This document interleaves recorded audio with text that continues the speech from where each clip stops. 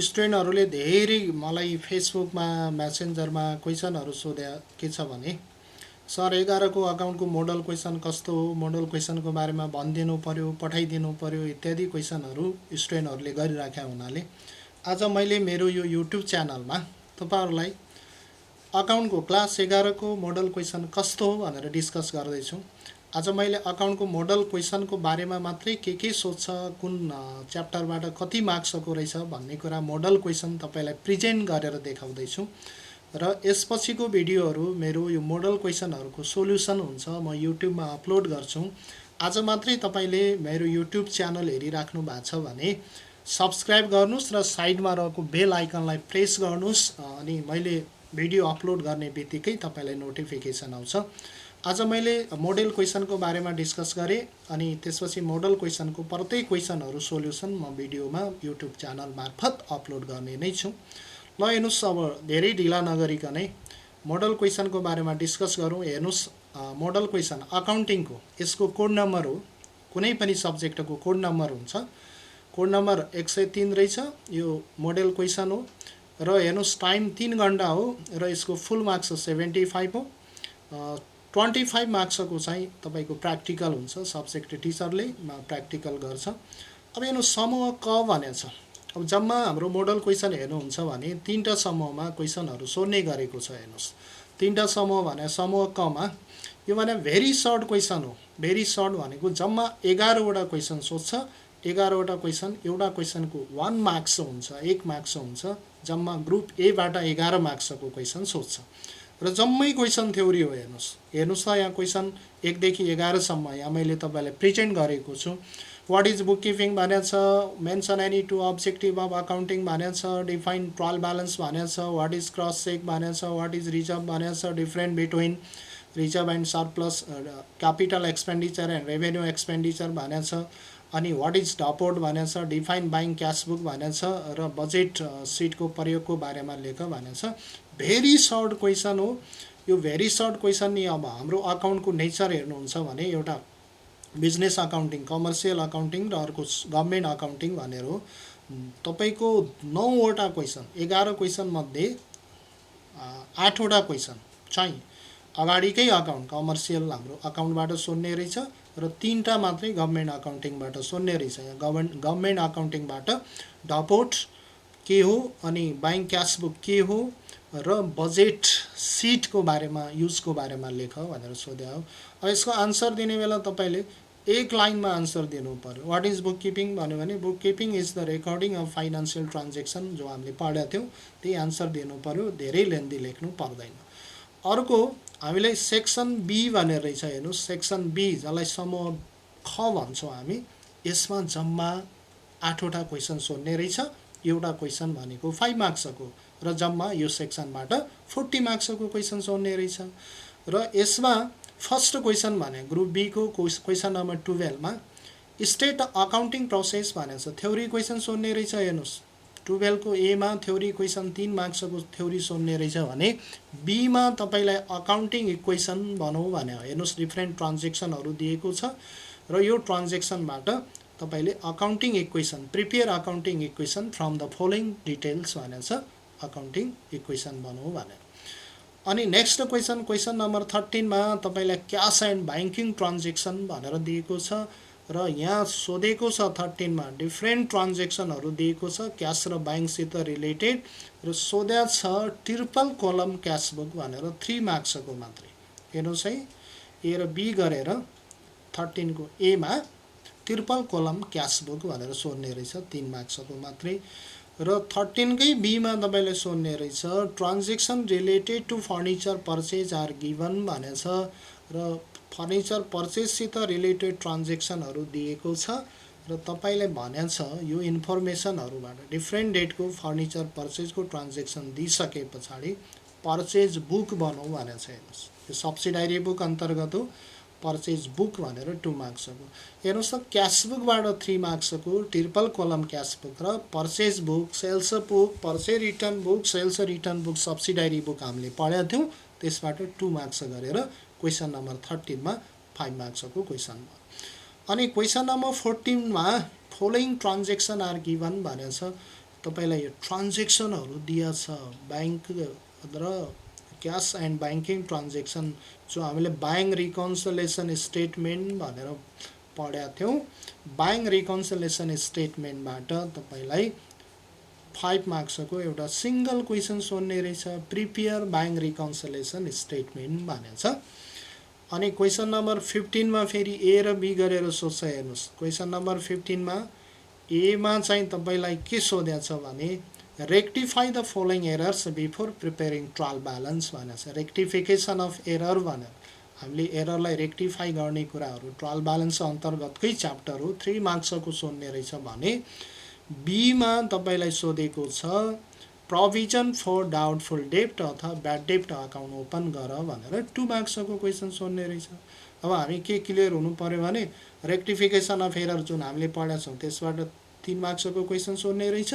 र reserve and provision भनेर हामीले जो प्रोभिजन फर ब्याड डेब्ट अकाउन्ट ओपन गर्ने कुरा सिकेका छौं त्यो 2 मार्क्सको सोध्ने रहेछ अब यसको सट्टा हेर्नुस् न यहाँ अरमा सोध्ने रहेछ दुईटा क्वेशन अर हुने रहेछ क्वेशन 8 वटा भए पनि जम्मा 10 वटा क्वेशन हुने रहेछ दुईटा छोड्न मिल्यो अर भनेको छ अर भने के हो भने तपाईले यो हेर्नुस् यो क्वेशन नम्बर 15 को ए र बी सोलुसन गरे पनि हुन्छ अथवा ए र बी छोडेर यसको सट्टा यो क्वेशन नम्बर 50 नै हो तपाईलाई ट्रायल ब्यालेन्स दिया छ र एडिशनल इन्फर्मेसन पनि दिया छ यसबाट एडजस्टेड ट्रायल ब्यालेन्स भनेर 5 मार्क्सको अब तपाईले एक्जाममा पढ्दा तयारी गर्दा के पनि गर्नु पर्यो भने हैन मलाई रेक्टिफिकेसन अफ एरर गाह्रो लाग्छ अनि प्रोभिजन फर ब्याड डेब्ट अकाउन्ट पनि मैले पढ्या छैन मलाई त एडजस्टेड ट्रायल ब्यालेन्स सजिलो लाग्छ भन्यो भने रेक्टिफिकेसन एरर र प्रोभिजन फर ब्याड डेब्ट अकाउन्ट जुन 3 र 2 मार्क्सको सोधेको छ त्यसको सट्टा तपाईले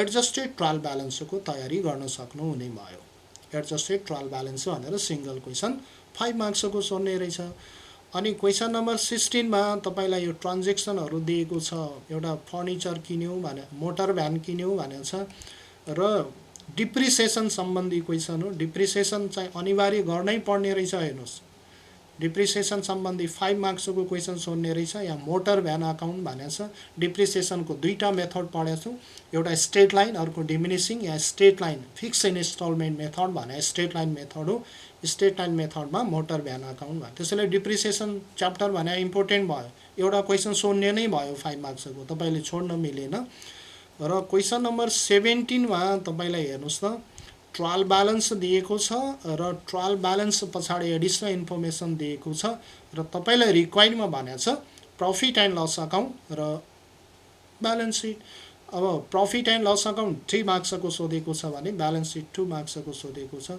अनि क्वेशन नम्बर 17 पछाडी क्वेशन नम्बर 18 मा तपाईलाई सोधेको छ हेर्नुस् 18 मा हामीले accounting for non profit organisation भनेर पढेका थियौं त्यसमा रिसिप्ट एन्ड पेमेन्ट अकाउन्ट अनि इन्कम एन्ड एक्सपेन्डिचर अकाउन्ट र ब्यालेन्स सिटको कुरा छ तपाईलाई मोडल क्वेशनमा यो पनि 5 मार्क्सको क्वेशन सोध्ने रहेछ र 5 मार्क्सको क्वेशनमा तपाईलाई हेर्नुस् रिसिप्ट एन्ड पेमेन्ट अकाउन्ट भनेर 2 मार्क्सको सोधेको छ भने इन्कम एन्ड एक्सपेन्डिचर अकाउन्ट भनेर 3 मार्क्सको सोधेको छ त्यसैले अब यहाँनिर के भयो भने प्रॉफिट एन्ड लस अकाउन्ट र ब्यालेन्स सिट तपाईले सिक्नै पर्यो कम्पल्सरी क्वेशन सोध्ने रहेछ यसको अरमा छैन अनि accounting for non profit organisation पनि तपाईले सिक्नै पर्यो त्यसमा receipt and payment account income and expenditure account र ब्यालेन्स सिट मध्ये कुनै दुईटा अकाउन्ट सोध्ने रहेछ कम्पल्सरी नै भयो यसको नि अरमा छैन यो छोडेर अर्को गर्छु भन्न मिल्दैन अनि क्वेशन नम्बर 19 मा फेरि क्वेशन अरमा आउँछ हेर्नुस् यहाँ अकाउन्टिङ फर इनकम्प्लिट रेकर्ड भनेर तपाईलाई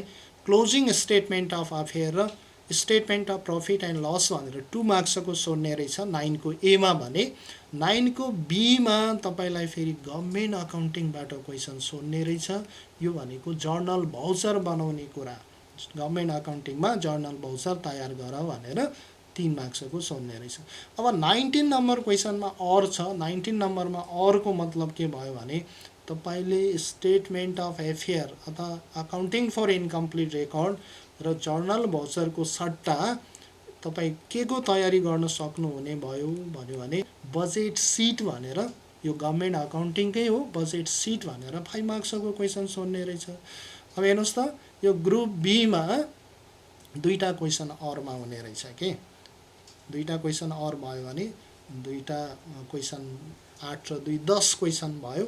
यहाँ बजेट सिट तपाईले गर्न सक्नुभयो। माथिको जर्नल भाउचर र इनकम्प्लिट रेकर्ड छोडेर यदि तपाईलाई गाह्रो लाग्छ भने बजेट सिट मात्रै गर्न सक्नुभयो 5 मार्क्सको। यसरी ग्रुप बी सकिन्छ टोटल 80 मार्क्सको।